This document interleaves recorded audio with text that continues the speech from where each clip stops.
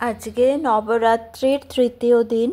আজকে দেবী চন্দ্রঘণ্টার জন্য আজকে একটু ক্ষীর বা দুধ এইসব দেওয়া হয় দেবীকে। তা আমি একটু পায়েস বানিয়েছিলাম।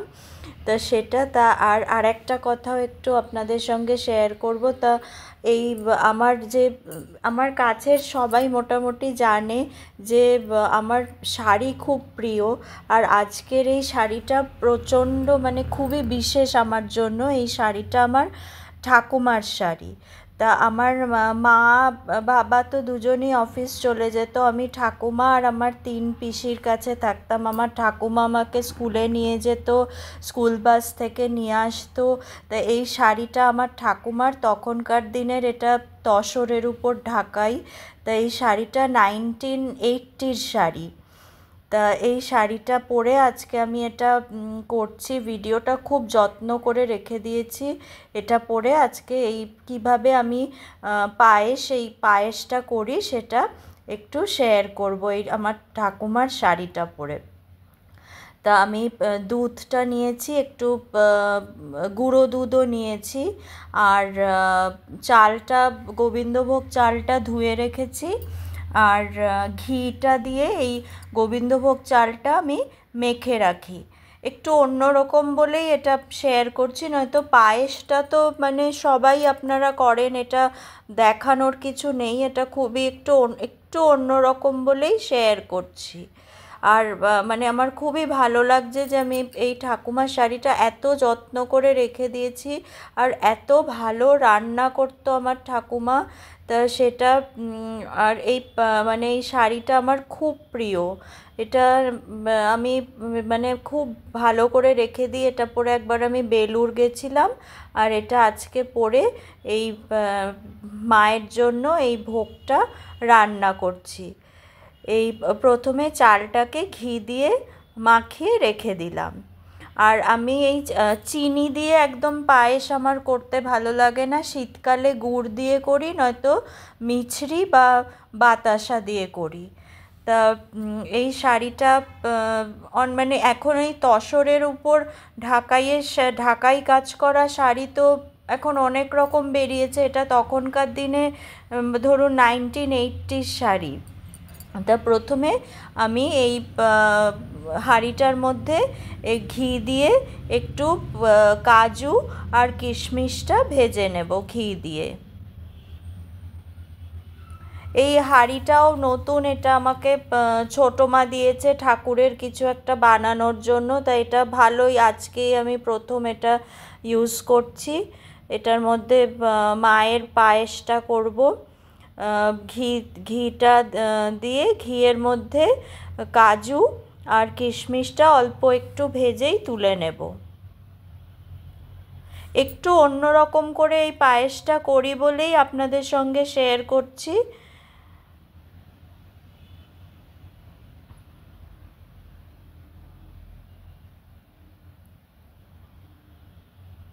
হয়ে গেছে মোটামুটি এটা কাজু কিশমিশটা এবার তুলে নিচ্ছি। আর এবার মানে হাঁড়িতে দুধটা ডাইরেক্ট ঢেলে অনেক সময় লেগে যায়, দুধটা বা এটা পায়েস লেগে যায়। ওই জন্য না একটুখানি জল দিয়ে নেবেন, তাহলে কি হয় কখনো পায়েসটা নিচে ধরে যাবে না। আপনি সেটা স্টিলের বাসনেই করেন বা যাতেই করেন, দুধটা দেওয়ার আগে যদি একটু জল দিয়ে দেন তাহলে কখনোই কিন্তু ওটা লেগে যাবে না। একটু সামান্য জল দিয়ে নেবেন। তারপরে যতটা পরিমাণ দুধ দেওয়ার সেটা দেবেন আপনাদের মাপ অনুযায়ী।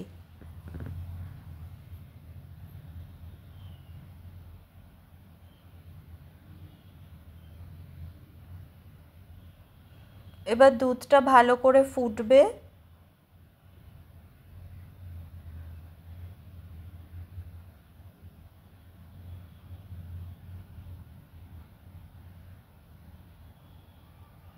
দুধটা ভালো করে ফুটে গেলে আমি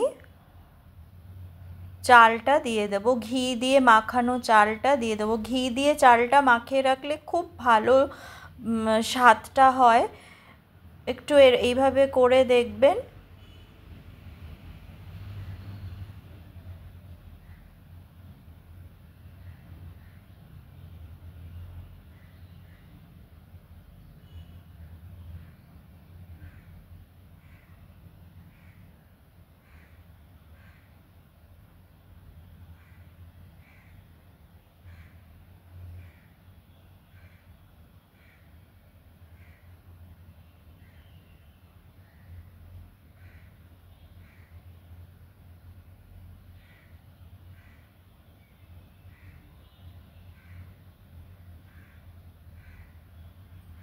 এবারে গুঁড়ো দুধটা দিয়ে দেবো। গুঁড়ো দুধ দিলে কি একটু ঘন হয় আর স্বাদটাও খুব ভালো হয়।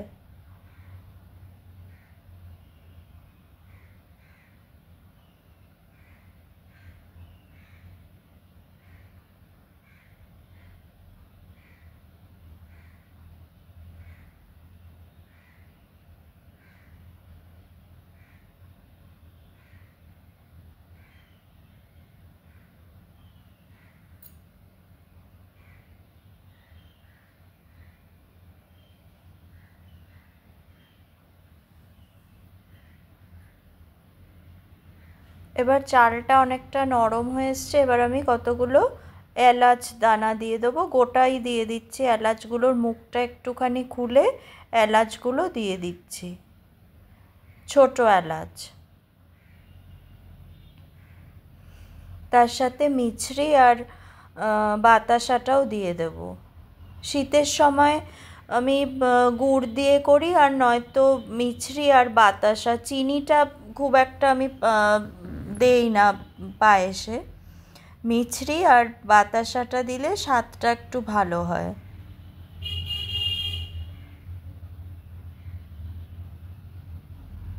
যতটা পরিমাণ দুধ আপনারা নেবেন সেই রকমভাবে মিষ্টির মাপটা বুঝে দেবেন।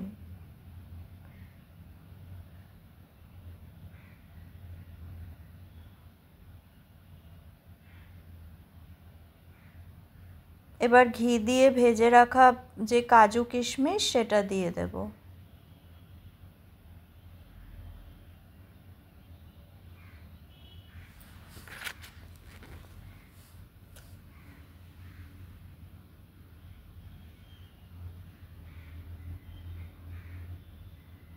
এটা হয়ে গেছে।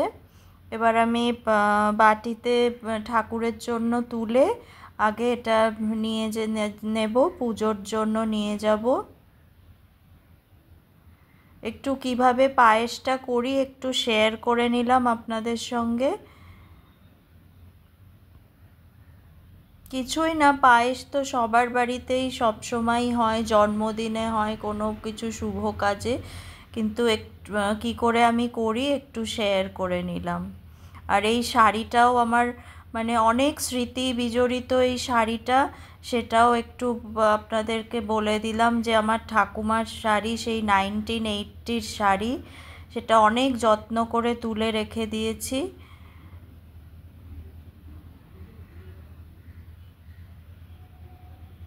সেই আগে মা অফিস থেকে আসতো শাড়ি নিয়ে, তখন তো এত কড়াকড়ি ছিল না, রাইটার্সে শাড়ির ভদ্রমহিলা শাড়ি নিয়ে আসতো, আর রোজই প্রায় মা একটা করে শাড়ি নিয়ে আসতো। তখন থেকেই আমার শাড়ির নেশা। তারপর আমার ননদ, সেও সবসময় এই শাড়ির নেশাটা এই দুজনের থেকেই আমার হয়েছে। এবার আমি ঠাকুরকে দিয়ে দিয়েছি।